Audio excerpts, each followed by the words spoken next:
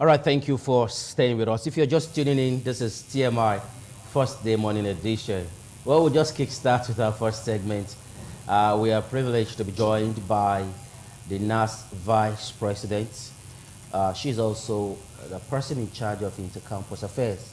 She's in person of Vanessa Egbeaye. Did I get that right? Yes, thank you very much. Good morning. My name is Vanessa, the NAN's National Vice President, Intercampus Affairs. Okay, let's start. When the heat of the Asuu strike was on, you were part of those that was in the front burner of the whole issues. Weren't you scared that you are a lady? It's what I basically signed up for, and I have an ideology that what a man can do, a woman can do times 100. And the protest now at the National Airport, you were there too. Yes, I was present at the protest we had on the 19th of September at the Murtala Mohammed Airport. I was there. Okay, so we still have females that have a Luta spirit in them. Yes, a lot of us. So do you think some of the protests and the agitation from NAS actually gave rise to the resumption? Yes, I would say our efforts actually played a role, because when we actually did that protest at the Lagos airport and also released the list of different airports that were going to shut down nationwide, I think that was when the Speaker of the House of Reps decided to call for a meeting with the Asuu leadership.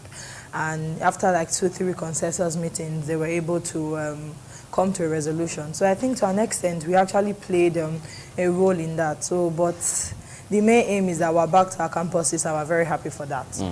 Okay, that's fine. The campuses are open now. But let's come to the students. Is there any form of compensation for them? Because they've been at home for about 8 months. 8 months, from February 14th to October 17th, if I'm not mistaken. So 8 months. Is there any form of compensation for students? I think about a week ago, we submitted our list of demands to the Asuu leadership, to the federal government, to the Ministry of Education, stating that in as much as the lecturers were on strike, we are at home for 8 months, and the rest of the world, or even the rest of our country, moved on without us. So we asked for various demands that the lecturers are should please pardon us in the aspect of their marking scheme, because everybody is trying to rush everybody and all of that.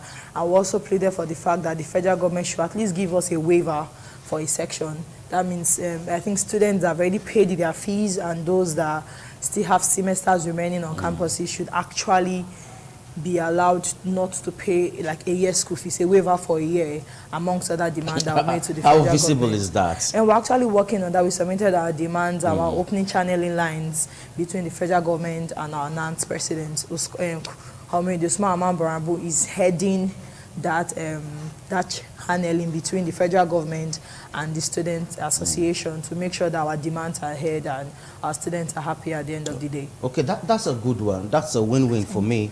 Okay, now let's go now. The campuses are opened, but some students are yet to resume. Yes. And some are even trapped at home.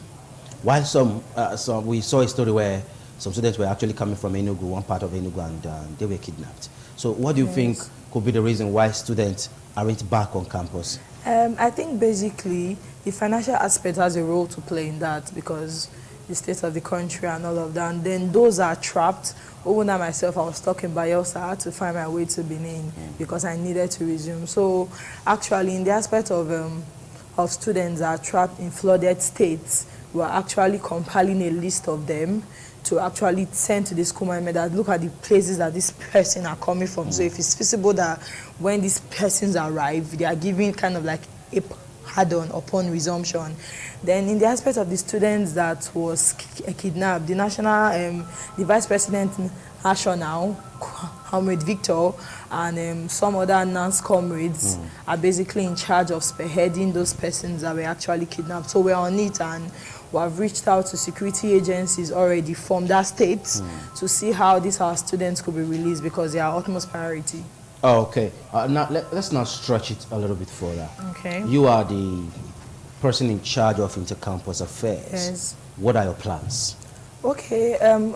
Basically, the tenure it runs for a year, and I actually intend to do a campus tour / a visitation to various campuses in Nigeria from the 6 geopolitical zone, whereby we'll actually come in, see how the campus is faring in the aspect of, you see some campuses that are dilapidated, or the students have poor hostel facilities. This is where we'll come in and basically talk to the school management on how the life of students can be better. So actually visiting these campuses, I've complained because upon emergence, I know how many complaints I've received that please come over to my school, we need your help, our management is not treating us fairly and all of that. So that's basically my key role, visiting these campuses and taking their problem to the school management and higher authorities and see how they can make life of students better. That's basically my agenda. You have beautiful plans. But now my fear and my concern now is, aren't you scared of victimization? I think I've had my fair share of that to be scared. I think the aspect of fear has passed already. The only fear I have is fear of not doing enough for Nigerian students. That's the only fear I have. Victimization and all of that is way past behind me. All I want to do is just deliver for the Nigerian students, and that's my intentions. Okay, so you're ready to face your fear? I'm ready. Headlong? I'm ready. Okay, lastly now, before I let you go, do you think the issue of strike is the only way out to convey grievances from the Asuu part? Because it seems this one was just suspended. Yes. And we don't know if their demands aren't met. We might wake up to another strike. But do you think going on industrial strike is the way out for I know the academic staff union? Okay, I know in as much as the Asuu leadership want their voices to be heard, but you know, there was a parable I always kept on sharing that that if 2 elephants are fighting, is the ground that suffers it. You understand? So in as much as the Asuu want their views to be heard and people to listen to them, or the federal government to listen to them, it also boils down to the fact that the students are being affected by this strike. So actually, I feel it's not the way to go, basically. I know you have to be adamant and federal government have to be forceful, you have to go on strike for them to take you seriously, but the students are being affected by this. You understand? So I think basically it's not the way to go. We just really need the government to be willing to hear the plea of these people whenever they come on board to act for their demands. Okay, since you are not afraid of victimization, you actually told me earlier on. Yes. So what plans are you putting on ground to ensure that Nigerian students are not victimized?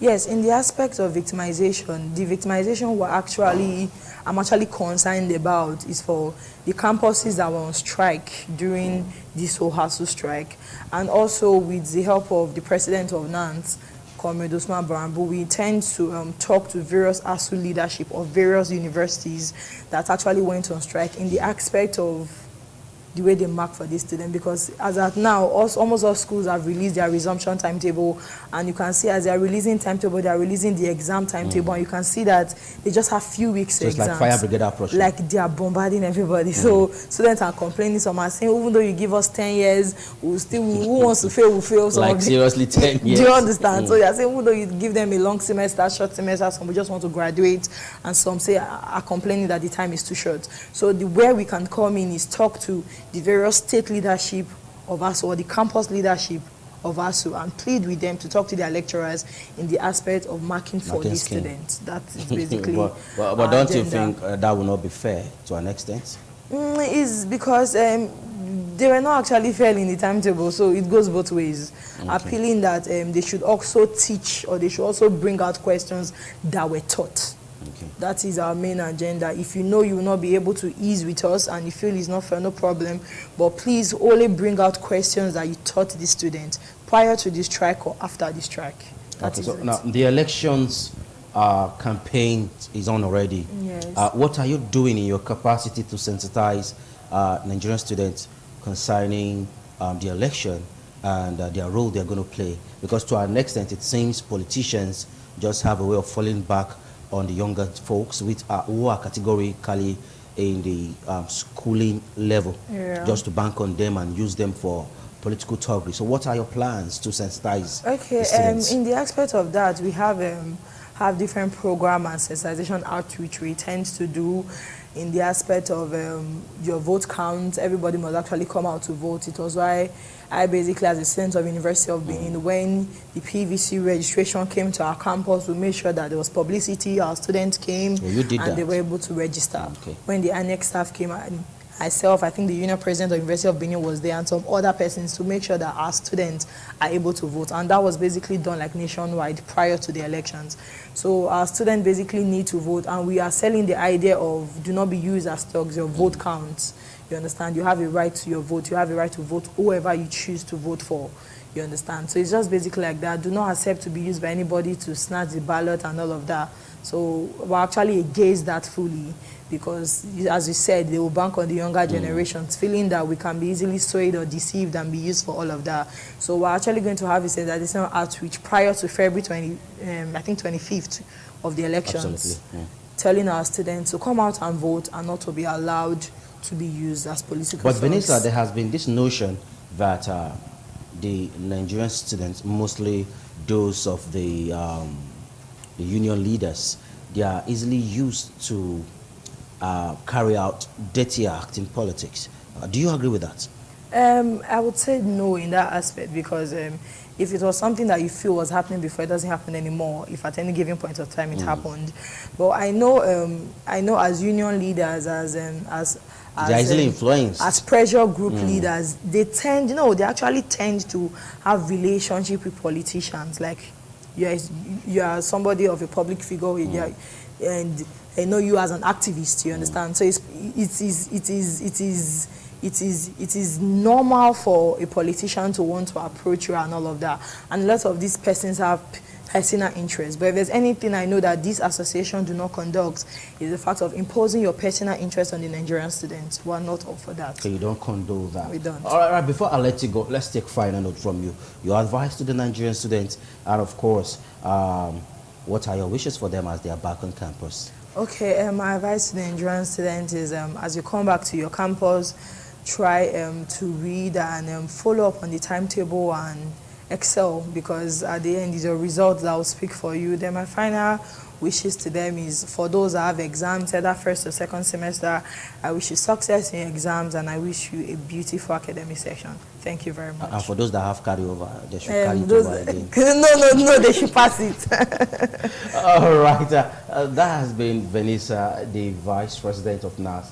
She's actually in charge of intercampus affairs. We've been talking with her. We're going to take a short break now, and the next segment on TMI continues. Don't go nowhere.